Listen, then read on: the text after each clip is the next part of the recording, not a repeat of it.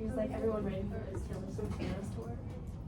So the whole idea of partial fractions is you're going to rewrite this fraction as a sum of smaller fractions that are easy to anti-differentiate, right? That's like why you would do this. So we said the clue is that this factors. What does x squared minus 9x plus 18 factor into? X minus 3 and x minus 6. X minus 3, x minus 6. Good. So that means you're going to have two partial fractions, and the denominators will be those two factors, x minus 3 and x minus 6. And we have constants on the top that we have to find, right? So we have to solve for the a and b. Clear the fractions first, multiply the whole equation by this denominator, right? Which will cancel out all the denominators. So if we multiply through by x minus 3, x minus 6, this side just becomes 2x minus 21. And then what do we get over here? If I multiply this by this denominator, I'm still going to have the a and what else? X minus 6. And x minus 6, because the x minus 3 is canceled, right? And then the second one, I'm going to have b multiplied by x minus 3. Is that good? Okay. All right, and then is the way most of you remember going about finding a and b the way where you just choose x values, like convenient x values? Yeah. Okay, so what would be an x that would help you here? 6. Okay, if we let x be 6, then this is 12 minus 21, that's negative 9. The a term is gone, that's why we chose 6, right? And the b term, you're going to have b multiplied by 3. So we get negative 9 is 3a, that means a is negative 3. And then what's another convenient x to choose? 3. When we use 3, this side becomes 6 minus 21, negative 15. And this will be negative 3. What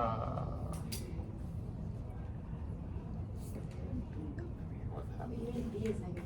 Yeah. I think you switched in. Yes, I did do that. Okay. This should be b. Sorry. So b is negative 3. And now we're finding a. Negative 15 is negative 3a. So a is negative 5. Positive 5. Thank you. Yeah.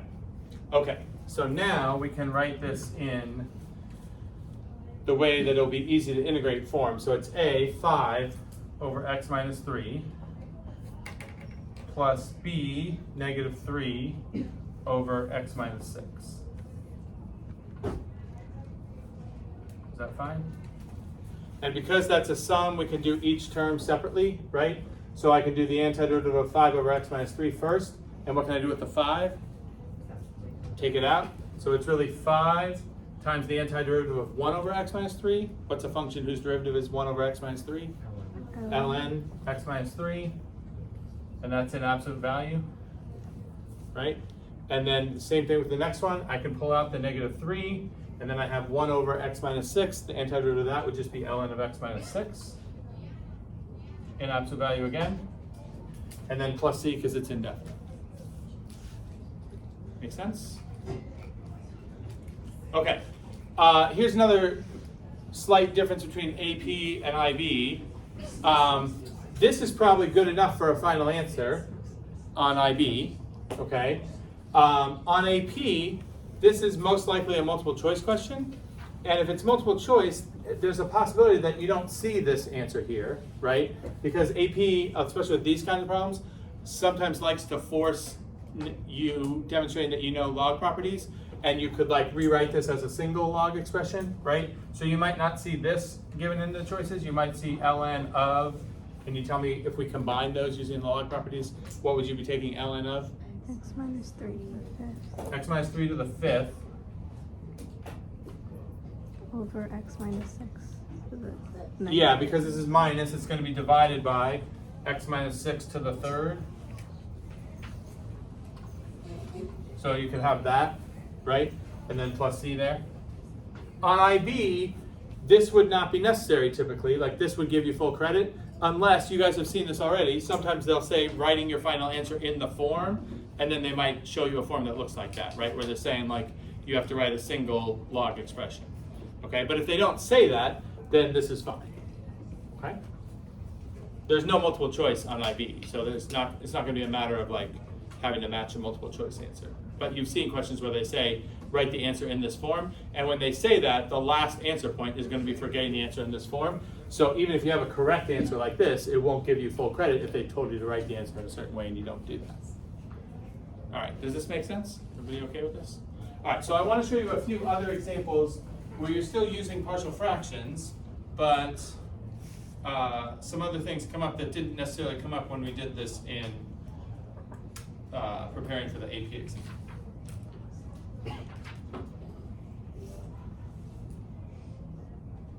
Okay, so here's the first one. You might see something where the denominator is higher degree than quadratic, like this one is cubic, which means there's the potential for it to factor into more than just two factors, right? If this is cubic, it's probably possible to factor it into how many factors then? You could get three. Now, you don't know necessarily from just looking at this. The maximum is 3, right? Because the most roots you could have is 3. And if you have 3 different roots, x minus each of those roots is a factor. So that would give you 3 factors, right? But do you remember, like, it's possible for a cubic polynomial to have only 1 real root and 2 imaginary roots, in which case you would get a linear factor, x minus whatever the 1 linear root is, or real root. But then you get a quadratic that like doesn't break down any further because it only has imaginary numbers for roots, right? Like x squared plus 1, right? That can only be broken down into x minus I, x plus I. We don't break it down that way here because we're only working in the real numbers. So there is a case where you get a quadratic that can't be broken down any further, and that changes how you set up the partial fractions. And if you're thinking, I don't remember doing this in BC, you're right, because AP says they won't test you on those kinds of problems, okay? Unfortunately, IB doesn't provide the same guarantee. So we're gonna look at situations like that where you get quadratics that don't break down. Now this is not one of those examples. I saved that kind of thing for tomorrow. But I wanted to show you an example of something where you have more than just 2 factors. And I put a calculator here saying that if this problem came up on the IB exam, it would almost for sure be a paper 2 problem, meaning that you would have access to the calculator. Now, it doesn't help for the calculus piece of this because this is not a definite integral, right? You're still looking for like a function for a solution, not a numerical value. So it's not like you're going to use Math 9 here. But how would the calculator help you with the partial fractions piece of doing this? Like, what could you do given the calculator that would be a lot more annoying if you didn't have the calculator here? How can you factor from the calculator? Yes, okay, does that make sense? So can someone graph just the denominator here, x cubed minus 4x squared minus 19x minus 14, and we'll figure out how many roots it has. I believe it has 3, and I think they're all nice. And if we know the roots, we can write down the factored form of this, right? 2x squared minus 26 over, we should get 3 factors here.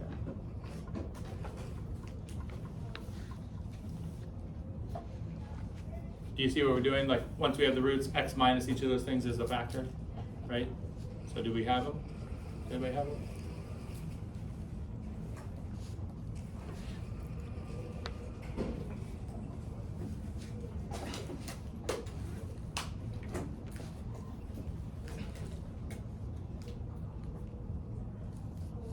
This is a self-service station, not full service, so you have to supply your own roots.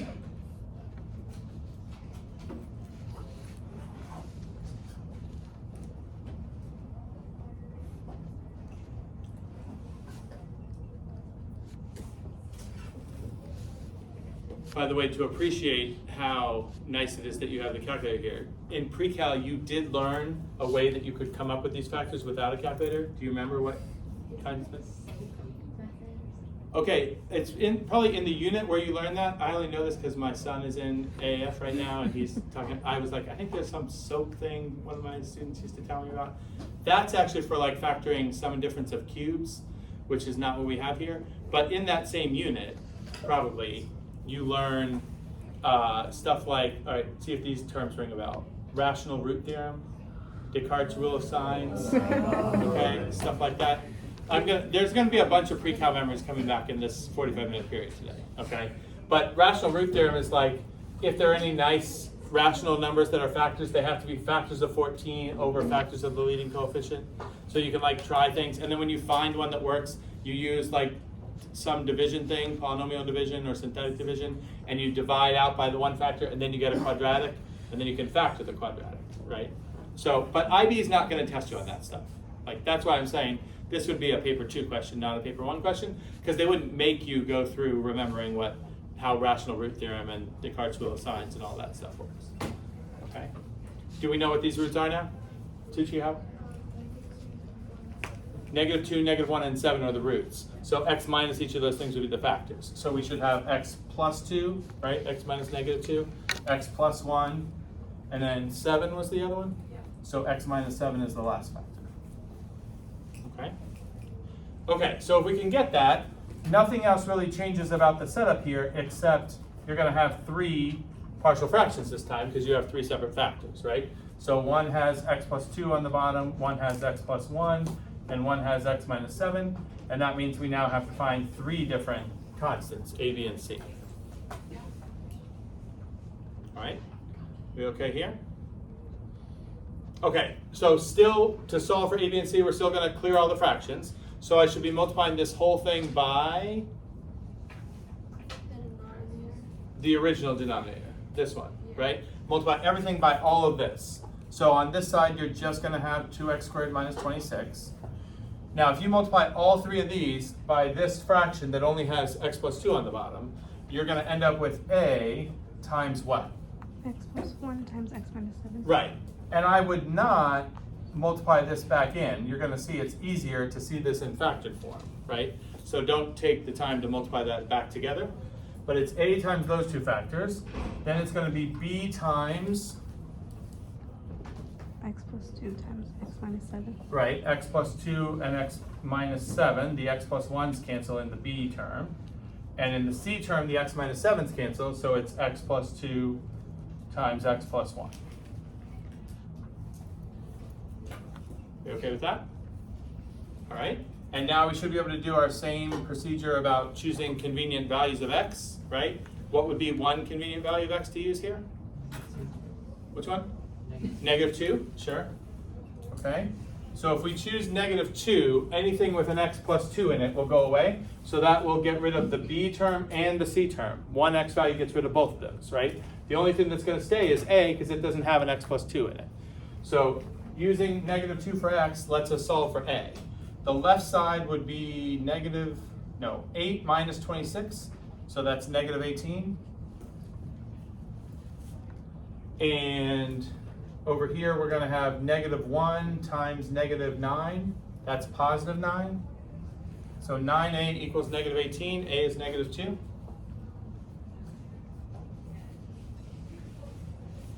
Okay, makes sense? What's another x we could use that would be helpful here? -1. -1? If I use -1, which of the constants am I going to end up solving for? B. B, good, because it's the only one that doesn't have an x plus 1 in it. So if I put in -1, I get 2 minus 26, that's -24, equals 1 times -8, so that is -8. Bless you. So B is 3. We're good there? And the last x I want to use? 7. 7. Okay, when x is 7, this is 49 times 2, 98, minus 26. 98 minus 26 is 72. And the coefficient over here, x is 7, so 9 times 8, that is 72. 72c equals 72, so c is 1. All right, okay, then we rewrite our original integral in this form with those constants plugged in. So it's -2 over x plus 2 plus 3 over x plus 1 and then plus 1 over x minus 7. and we just anti-differentiate those three fractions one at a time. We can take the constants out in front. So the first term is going to be negative 2 ln x plus 2. Then it's plus 3 ln x plus 1. And then plus ln x minus 7. All of those ln's have absolute value. Okay?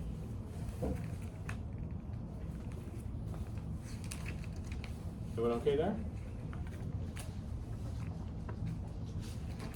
Questions?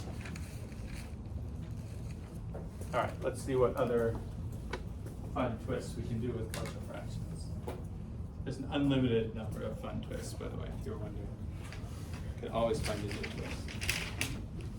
Okay, improper fractions. This we did talk about in BC. This came up. Why am I calling this example a case of improper fractions? What makes that rational function an improper fraction? The numerator has a higher power. Numerator has a higher power than the denominator. Right, okay? The algebraic way of looking at fractions and classifying something as improper has to do with comparing the degrees, right? With arithmetic fractions, you just look at the numerator value compared to the denominator value. But with algebraic fractions, you're looking at the degrees. So 4th degree on top, 2nd degree on the bottom means it's improper. Do you remember, what if these were the same? Like obviously if the bottom is higher, it's proper. That's what we were doing on the first couple examples, right? If this was x to the 4th and this was also x to the 4th, is that improper? Do you remember? Yes or no? What happens if they're the same weight? Well, let me ask it this way. Since it's improper, do you remember what you have to do different? Like this did come up in BC. Do you remember when we had problems like this? I don't just go right into fact to the bottom and look for the A and B or whatever. What do you have to do first? Do I remember? I bet someone here remembers.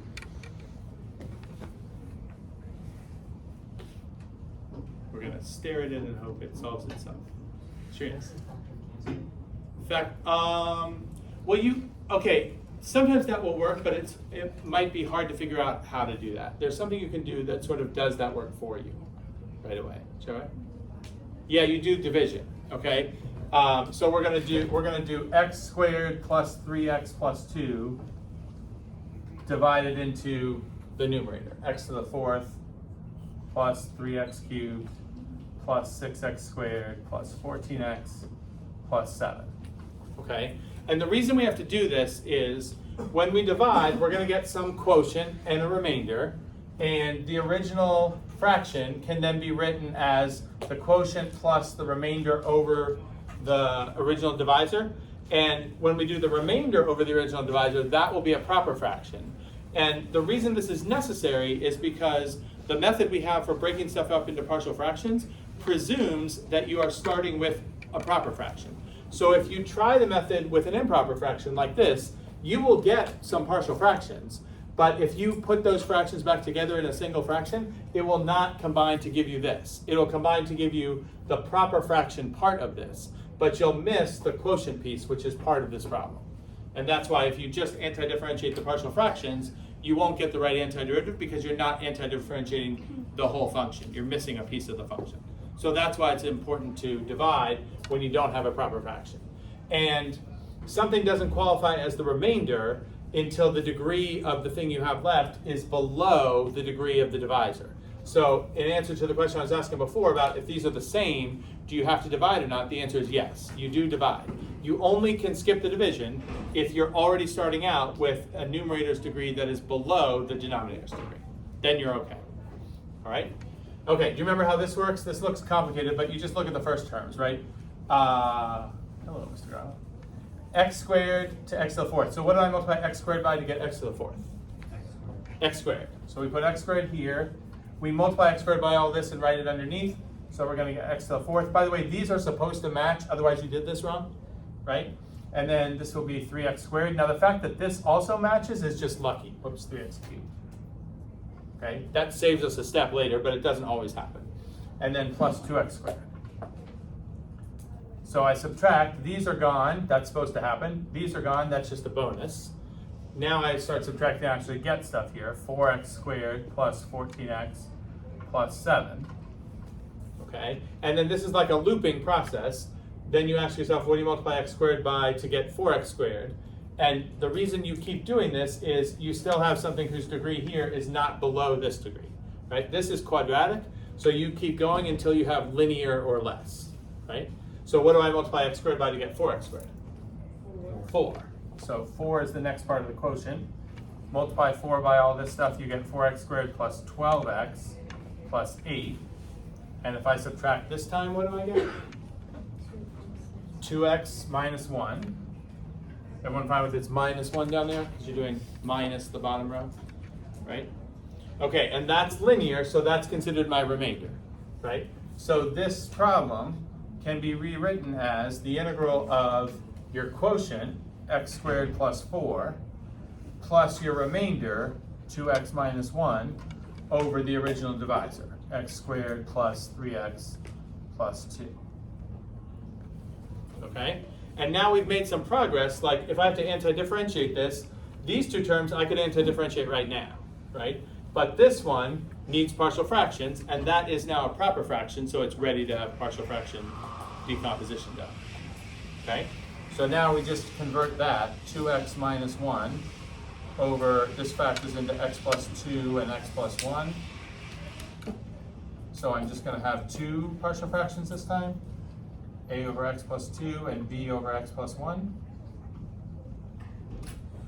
Right? I'm going to clear the fractions and end up with 2x plus, minus 2x minus 1 equals a times x plus 1 plus b times x plus 2. And I can use choose some x values here, right? What would be an x value that I would want to choose? What would be helpful? -1. Okay, when x is -1, this is -3. This is gone, and that is just b. So b is -3. What's the other helpful value? -2. Okay, when x is -2, that's -5, and this is -a. So -5 equals -a, so a is 5. Is that fine? All right, let's see here. Try to use every available inch of the screen here. Okay, I'm going to rewrite right here what I now have that's easy to integrate. I have the x squared plus 4 that was already there. And then my fraction becomes the sum of these two fractions. A, 5 over x plus 2. And b, -3 over x plus 1. Is that fine? And now I should be able to do all four of these, right? What's the antiderivative here in order? Starting with this. X squared is 1/3 x cubed. Plus, this does not go away, right? You're anti-differentiating, not differentiating, so that's 4x. Plus 5 ln x plus 2 in absolute value.